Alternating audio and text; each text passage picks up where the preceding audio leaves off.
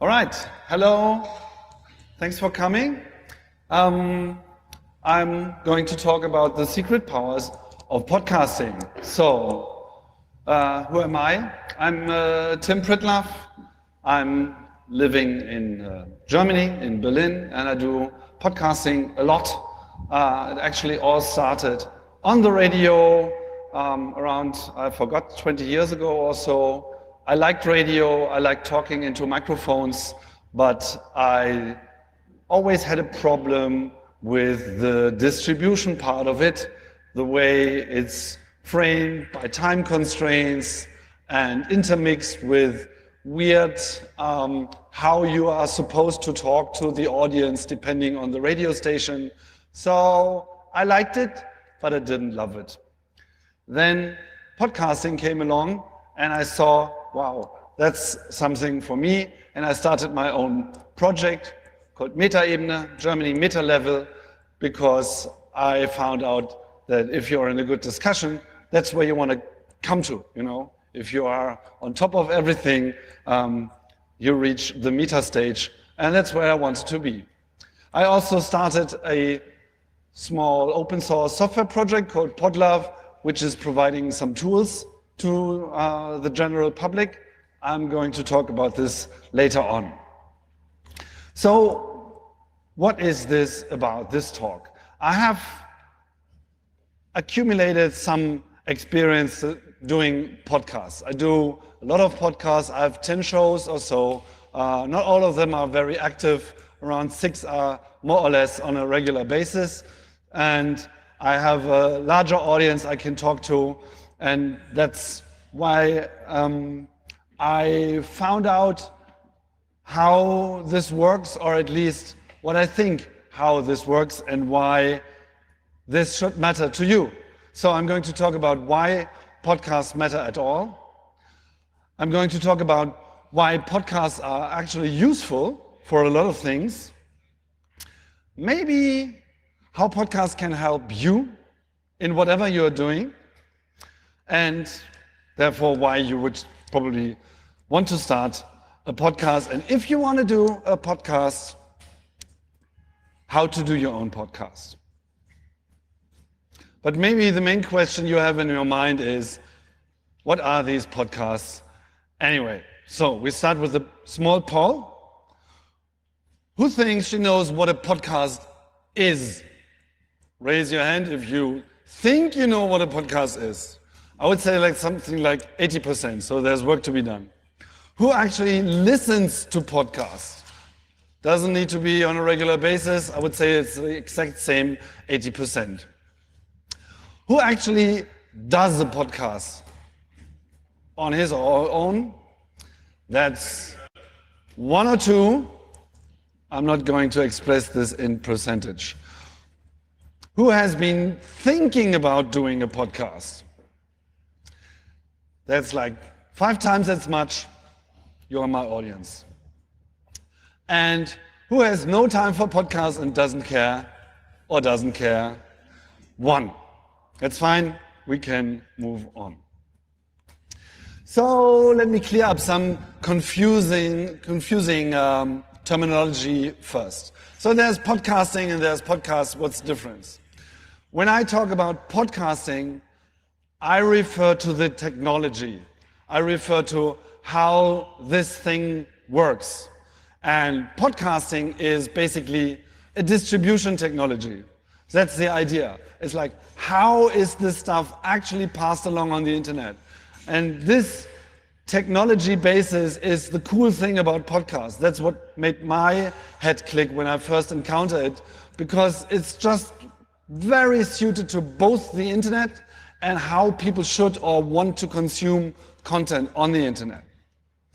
So it all comes down to 3 letters called RSS. RSS was a very super simple format that was capable of transforming blogs into a media and then podcasts into real media, because there was a way how to subscribe to it. So it's all about the subscription. It's all the way how you attach to your source and that you can't really lose track of what's coming. without you having to spend much time or energy to follow up on what's happening. If there's something happening, you will know. If there's nothing happening, you don't have to care, and you shouldn't. So that's a good thing. And there is this download thing. You know, the thing you always look for on a YouTube page, and it sucks that there isn't one. And you know why there isn't one? Because they want you to stay on the page. They want to be, you in this media wonderland, powered by ads, powered by your attention, and podcasts don't care. Podcasts do it the other way around. It's all about the convenience, and the convenience is the download. Because, as you find out, if you're at one of these camps, at least when you're setting them up, there's probably no internet when you need it. But the podcast is always there when there's no internet, and that's good. For no apparent reason, here's a list of 5 people who have been very helpful to this whole podcasting thing to work. There's Dave Weiner, the guy who came up with all those RSS ideas, which still work great. And I also like his style and his general setting. He's very cool to follow. There's Christopher Lydon, who was sort of the first one using this technology, or actually delivering content that was using this technology, and also starting the idea of doing interviews on the internet. There's Ben Hammersley from the UK, who dropped the term podcast, which was just fine. And then there's this weird Adam Curry, who encouraged developers to actually create a podcast client. So thanks to all those white dudes. But there's one more. It's you. It's the audience. It's the people who do it. Podcasting really has become a thing on its own, and it's powered by the people, and it's powered not only by a few, but it's really powered by a lot. And most people are contributing to podcasting by listening to podcasts. So, what about listening to podcasts? First of all, I think you should do it. It's a very, very healthy thing to do. Podcasts can help you. And best is, do it while you are doing other things. It's really helpful. It's both helpful for listening, and it's both helpful for doing the things, because your mind is nourished all the information while you do tasks that are basically boring. Driving a car, running around through the woods, doing your chores, housework, all these things that tend to be totally boring actually become super exciting when you're also listening to a podcast while doing it. And as an extra hint, get out. Get out into the fields, get out into the woods. If you're outside and you're listening to podcasts, it becomes even more super amazing. You know, you're on holiday, you walk the streets of a city you've never been to. The podcast you're listening to right now, at that very moment, you will probably remember all the topics attached to all those streets and things you saw for years to come. It's really amazing how these things match up. And another recommendation is use the pod. I know many people think the pod is the iPod, but I really more refer to its original meaning. It's this small thing you have in your hand. It's where everything is, where you store your stuff that you need. So today the pod is, of course, the smartphone. It's helped podcasting a lot. And the good thing is that there are so many dedicated apps that are delivering podcasts probably the way you want it to. There are many, many, many clients available. And you can just choose any, try them all, find out what suits your needs. If you're more in I need to listen to them one after the other and I can't get enough of it. Or if you want to have something that makes it easier to pick, easier to select even parts of a podcast so that you can really find a mode in which podcasting come to your life in a way that suits your life.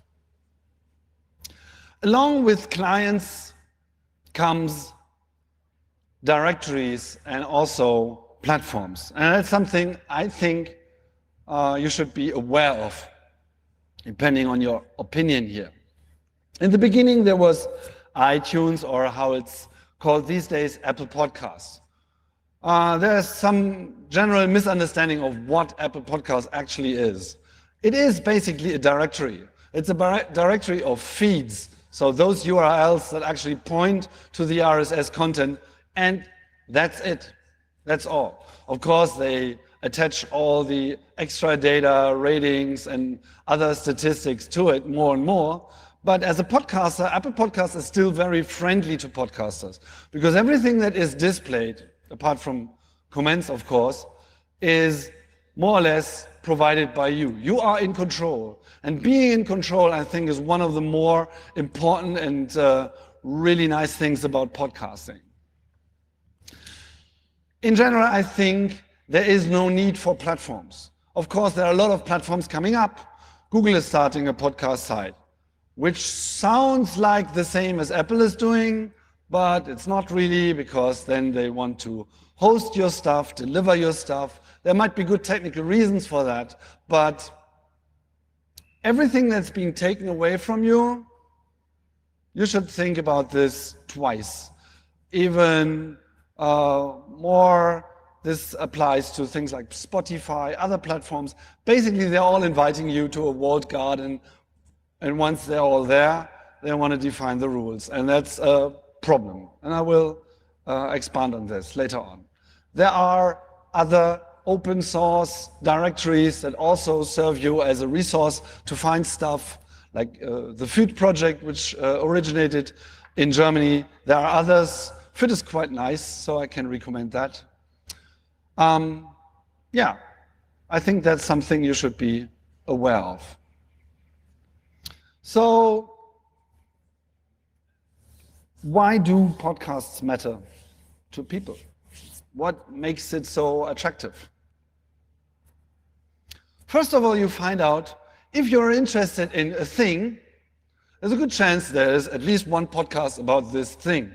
And it doesn't matter how far from other people's reality this thing is, your very special interest niche is probably already covered.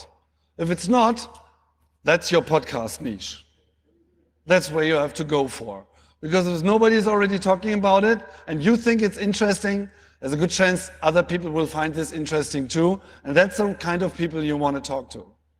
So these are very vertical target groups, how you would, call this in marketing speak. But it makes sense because everybody is totally going crazy about mass markets, large numbers, and so on. But in the end, it doesn't really matter so much how many people you actually reach. It's like how good is this contact you are making to these people, and even more important, who is it you're actually reaching? If you reach 10 super important people of a certain niche, that's much more than talking to 1,000 people who don't care. And that's why podcasts are really, really good in. So podcasts are also a very independent medium. That's complicated to support. I think along with blogs, podcasts have been able to retain this independence. First of all, because they are not supported by platforms so much.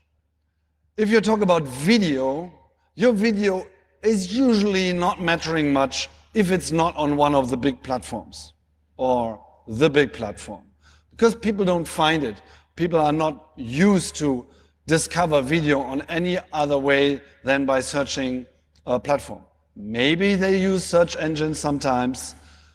That's also a possibility, but most people just turn to YouTube and look for it, and if it's not there, it doesn't exist. That's not yet what's happened to podcasts, and I hope this stays this way. Even more important, it's in my opinion, the most personal medium there is. What do I mean by that? It's very personal in two ways. It's very personal in the way it is consumed.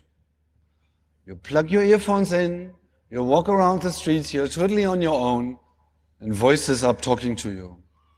You know, it's a very intimate relationship. It's nobody is watching you while doing it, and even if somebody is watching you, they don't know what you're listening to, so it doesn't matter. This frees your mind. It's something different than looking on a screen. Also, it's very personal in the way it is delivered. Podcasts usually tend to have a totally different tone when talking to their audience than the way you find people speaking in videos, on TV, or in radio. So even radio is different. And if I would give this talk in a radio voice, you will notice and you will hate it. So it's the voice that matters. And I think many people are overlooking the power of the voice in podcasting. Why is the voice so important? First of all, it's our primary communication system. If you meet somebody, you not start writing notes on paper and passing them around. You talk to them. And if you finally meet somebody and can actually listen to somebody, that forms your opinion much more than anything else you might have read. It's very important to calibrate how you think about other people. And that way, it's both capable of building trust and the opposite, of course, too, because then you know, like, I don't really like this guy because, you know, something is wrong, because you can transport so many things in your voice and you can't really hide behind your voice. So the voice is very important for credibility. It's very important for emotion and, of course, the irony. And whoever has written something on the internet, published it, and there was irony in it, guess what happens? People misunderstand you, either because they want to, or they just don't get it. And it might be your fault, might be their fault. The problem is writing and reading means extra encoding and decoding. And the voice is basically encoding, decoding free. Of course, there is encoding and decoding, but that's more or less done in real time. Everything else is work for your mind. So that's why the voice is so important. And that's why podcasting is important as a medium on the internet, because it takes this situation of the radio, of being the primary delivery of voice, and gives it back to the people. Another thing that's happening is that there is far less prejudice involved when you are listening to people. The images are gone. You don't say like, oh, I don't like how this guy looks, you know.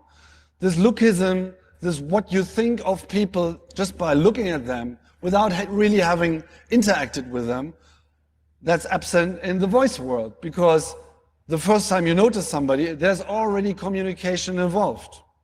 Voice is communication, and your opinions are delivered on what you communicate with, or what gets communicated to you. So that's helpful, especially for some communication. I'm not saying the voice is something that's totally free of prejudice. Of course, if you have a weird voice or something that is considered to be a weird voice, it will still be a problem to get past these prejudices, but it helps a lot, believe me. So, having said all these things, you probably think like, that sounds nice. Maybe I would start my own podcast. So how do you start a podcast? First of all, that's easy to say, you just have to do it. Don't overthink it. Just grab a microphone and start doing things. And publish them always as well. Because doing a podcast, recording it and storing it on podcast MP3 doesn't really help. It needs to get out. But of course, if you really want to have some kind of format that is at least a bit successful in the terms of what I told you before, that you want to reach a certain audience, you need to think about what to do, what to actually do. So I think it comes down to two things. First of all, think about what do you want to convey? What do you want to actually put out? What is your original content? What's your original interest? What matters to you? That's much more important of what you think of what others expect. Just find the source of information where you can actually talk about, where you really have the feeling that you need to clarify, need to explain, want to discuss, think it matters. Maybe it's something you don't understand and you want to learn by talking about it. Doesn't matter. But these are the most important decisions in the first step. Think about what matters to yourself. And then you can go to the next step and think about who is it for? Who do I want to talk to? Who is it that might be interested in what I have to say? And it doesn't really matter, again, how many people these are. It's just like, who is it? Who do I want to talk to? If I have three free wishes, who are the kind of people I want to be sitting in front of me so that I can talk to them? That's the audience you're looking for. And you find this audience by talking to them without knowing them. Because if you start talking to them, they will find you. The audience is coming to you just by radiating the right stuff. So when you think about who to talk about, you have to think about community in general. And when you want to grow your podcast, when you want to grow the audience, always grow naturally. And I call this the ring theory because I think it sounds cool. And it's actually got rings involved. Start with your core. Always talk to the core community, the people that you think you know, maybe even the people you already know. Like all your very close friends or people who are involved in what you want to talk about. And then continue doing it. And then by time you will find out that you are, you find out what it is you're really interested in, which might deviate a bit from what you originally started with. You find out what works. You find out where you get feedback. You work with the feedback. And then what happens? People who are listening to you start talking to their friends. And those friends are going to be invited. Hey, you really should listen to this podcast because it's interesting or will change your life or whatever. That's how it grows. And then you will have this outer ring of friends, of friends, of friends that are actually, also interested but didn't know that you exist or didn't even know that this topic could be that interesting. And once you have reached this state of growth, then you might be able to reach a public that didn't even think about that this could be interesting at all, or probably even have heard about podcasts, but now find podcasts interesting because that's what you talked about. So grow from within to the outside. And always remember, numbers are relative and don't really matter. It's about the quality of your audience that matters. And it's also very important that you find your own comfort zone. Be comfortable in what you do. Don't think that you need to talk about something because somebody told you so, or you think it could increase your audience, whenever you try to appease unknown people, you will probably fail. So do this over and over again. And once you've started your podcast, make it 10. 10 podcasts, and you go 10 shows, and you could call it a podcast. That's my experience. Usually coming to 10 can be very, very complicated. Once you are adding a digit, things get a lot easier. You know what you want to talk about, you know what you don't want to talk about, you know how you want to talk about it, and so on, and so on, and so on. Of course, some people might be able to find it sooner, some people need longer, but I would say 10 is a good thing.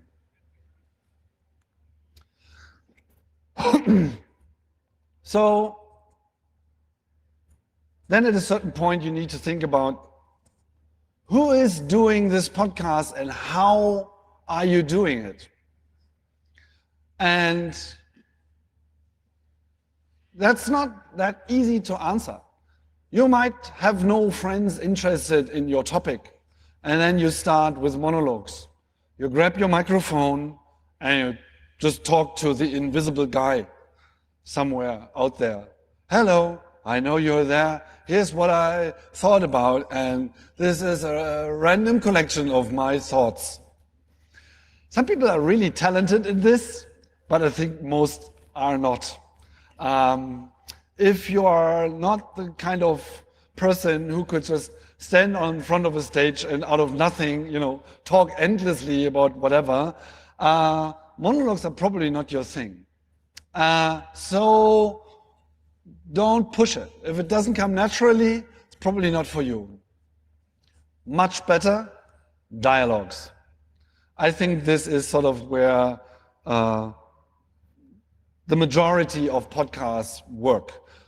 Dialogue means two people, could be more. The style is important, that you discuss with each other. One person presents information, the other person asks about this. Did I understand this right? What do you mean by this? Do you really think this is so important? I've never heard of it. The other person, and this can change throughout the podcast, of course, who is playing which role, is sort of the stand-in for the audience, at least a temporary stand-in for the audience, filling this need for somebody listening to it. It's like, oh, I know, I want to ask a question. Stop. This permanent wish of podcast listeners to somehow jump into the studio and ask a question. There's a good chance that once you are doing your show in a dialogue, that you already have this dynamic, and that's very pleasing to listeners who somehow think like, oh yeah, well, that's exactly the question I wanted to ask, and then they feel very warm and welcome in your dialogue. For some things, you might open this up to a larger group. I'm not sure there is a real limit on how many people can endure by listening to them. I would say 5, maybe, but it really depends on the people in the group.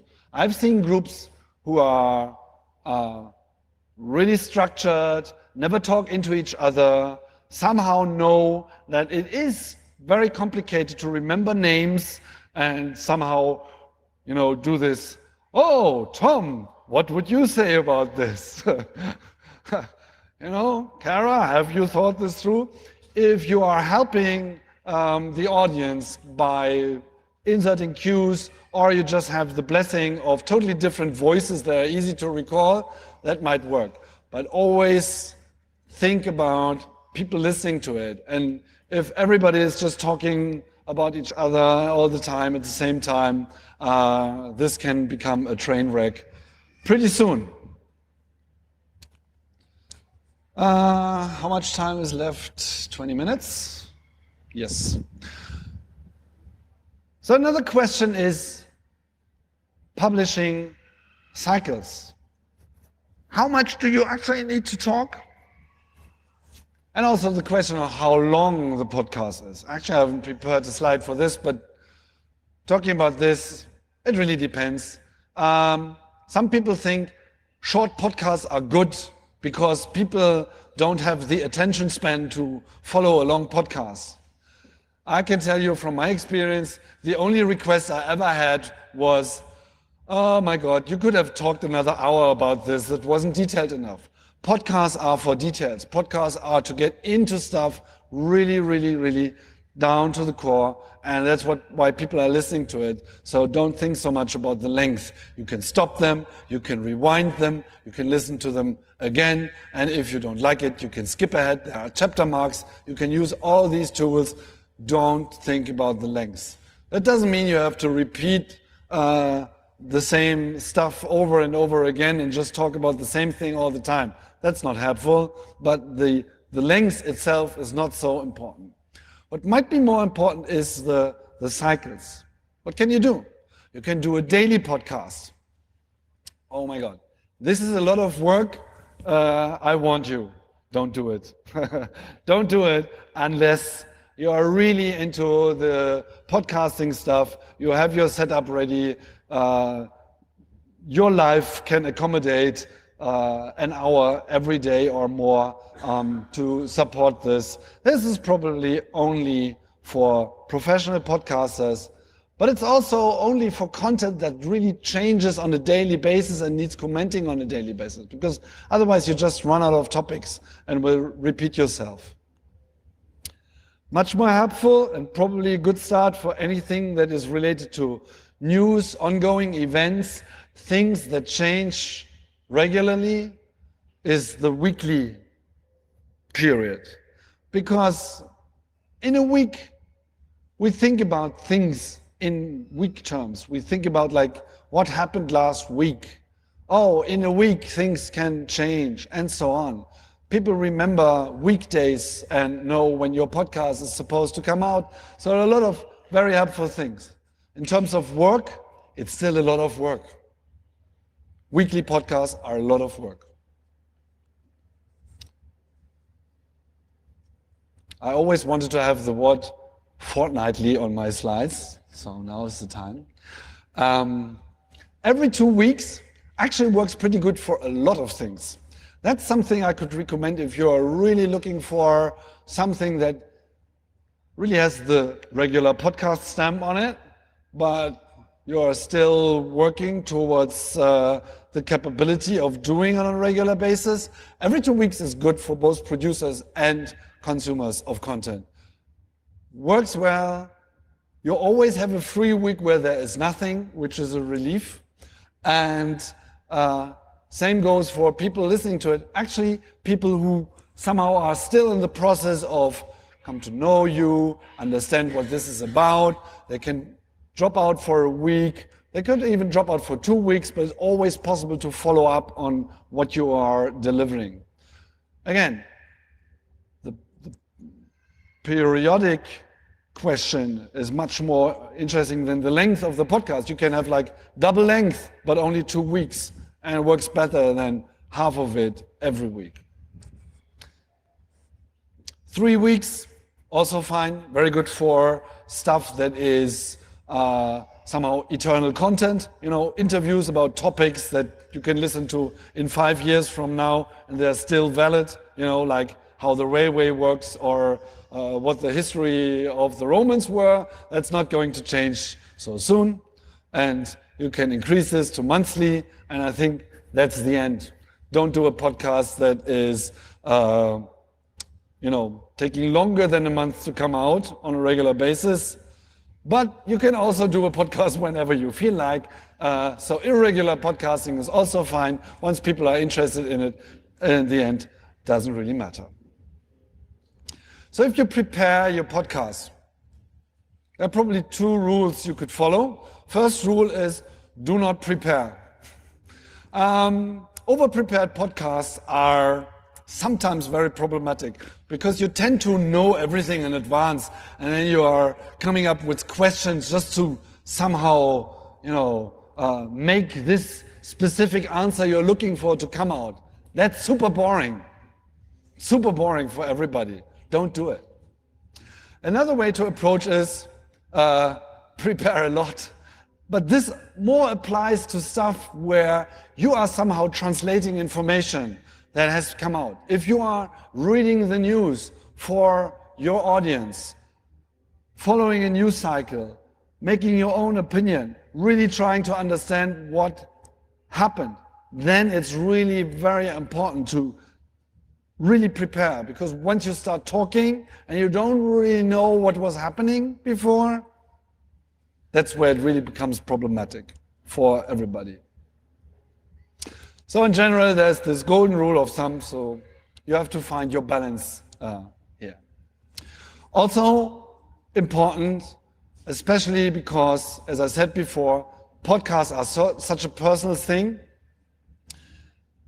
Do interact with your audience if the audience is willing to interact with you. Feedback. Everything you get is valuable. Things that were good, things that were bad, what you could also do, because this is really the thing that will keep up your motivation in the long run. You might be motivated to do things without, you don't care who's listening to it because you just wanted to say it. But at a certain point, the motivation is going to change. And then you really have to find a way to interact. So accept the commenting culture as it is. It's usually much better in the podcast world. It's not like in blogs, because people actually have to listen to what you say before they can comment. If they comment without listening to you, you will, and everybody else will immediately notice that this was happening, so you don't care. So I would say the troll quota in podcast comments is minuscule compared to the written web. It's fascinating. I'm not saying there are no trolls, there are, but right now the situation is much better. I got lots of feedback from podcasts who were on problematic issues, gender equality, feminism, and so on. If you do a blog on feminism, oh boy, you hate the internet. If you do a podcast on it, it's different. It's really, really different. The commenting culture is much better. After a while, you might consider to do it live. That doesn't make sense for all the podcasts, but if you are sending your podcast live and you're capable of doing this, then you will attract people into a live chat, for instance, and you get feedback in real time. That's more work, so only do it once everything else is set, but it can be helpful to really find out who are your core contributors. And if it's only the people themselves that you find that you can ask for favors or get into a dialogue with after on, it's helpful. And every now and then, if your podcast has been kind of popular, do it on stage. Also very satisfying thing to do. I've done it many times now and I can't stop doing it. So at the end, some hints on what technology you need. And you always hear oh my God, audio, that's so complicated and so expensive and you can do so many things wrong. That's true. Here is a guide to fast success. First of all, you need a microphone, and I can only recommend headsets. Loudspeakers, headphones and microphone in combination is just the best. Why? First of all, very compact. You don't need a stand. There's no table where the microphone erupts when you start tapping on it and these things. You always have this constant distance to the microphone, which is especially good if you talk to people who have no experiences with microphones and don't know that makes a huge difference how far away you are from your microphone. So the good headsets are expensive, buy them anyway. Because if you buy cheap, you pay, you buy 3 times. This is the model I'm using. You don't have to do it. It's the biodynamic DT297. There are other options, but the good stuff is always in the same financial ballpark. All right, then you need a mixer because you want to, listen to what you say. And in case you wondered why you need to have a headphone, well, first of all, think about intros, jingles, audio you want to play back to everybody in the situation and comment on. So headphones are helpful anyway, but also you can have very relaxed positions. You can like sit meters or yards away from each other, how you say, and you can still talk in a calm voice. Also, it's a much more intimate experience for everybody. People just calm down, so headphones are fine. But you need a mixer to mix all this together, to create the signals, recorders. This has been a nightmare until recently, because how to wire everything up, and then the recording and the cabling and so on. There's so many things you can do wrong, but there is help.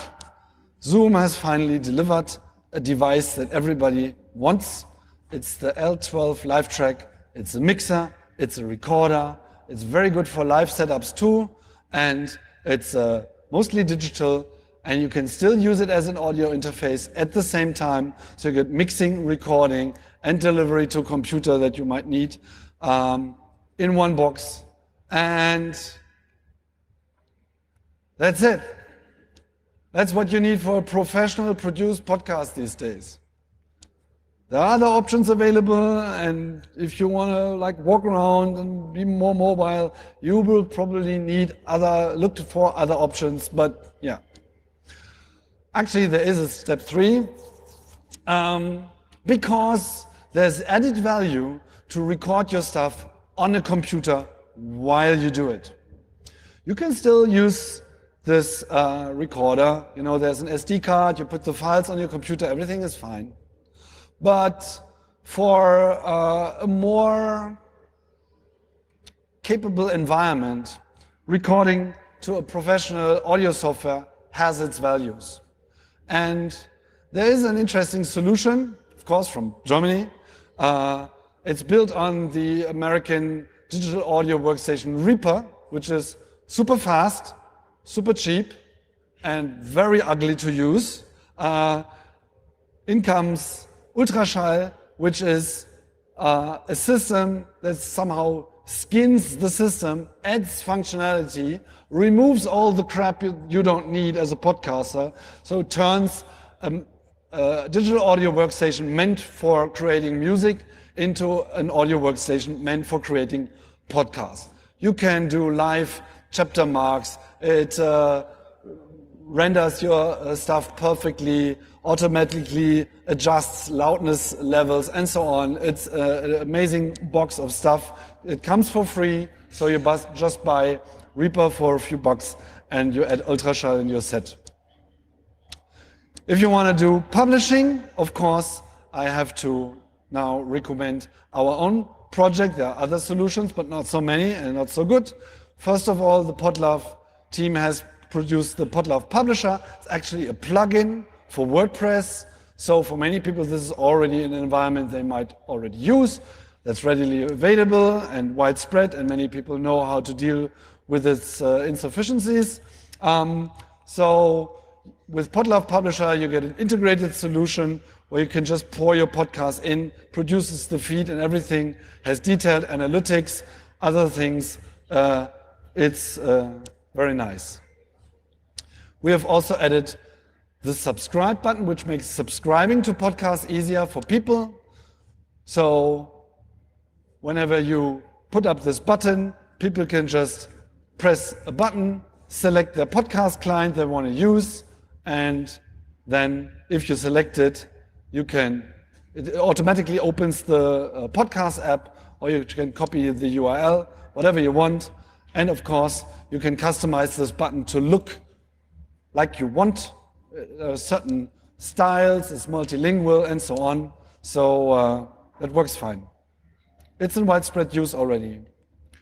Best of all, there's a web player that comes with it. So not only do you publish your podcast to podcast clients in a feed. No, you can publish it on the web. It's a full-blown player that works really nice and has a lot of very sophisticated features, including, coming soon, transcripts that are actually moving while you're listening to it, and it's super awesome and the future. So, that more or less concludes what I have to convey to you. It was my personal podcast for you. And if you have some questions, I'm happy to take them. Do we have microphones?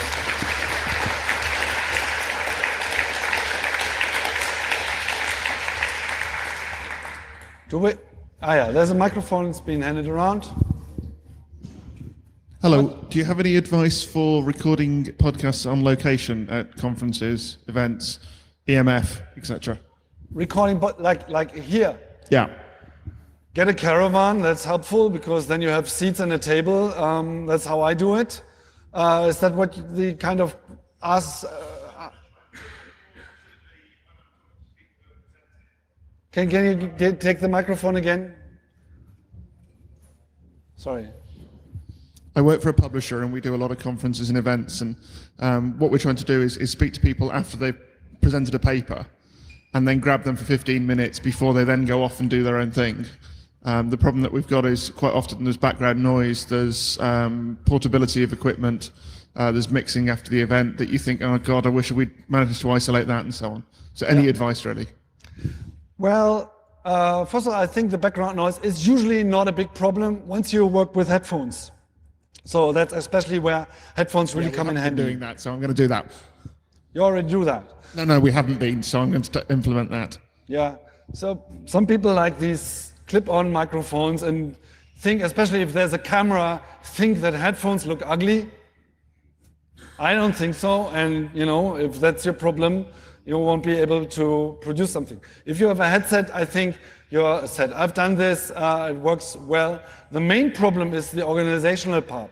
How do you get these people in time? So you need a crew, real planning and logistics to have everybody show up at the right time and then, know who to talk to and so on. That's like, there are many aspects. We can talk after the talk. Over there?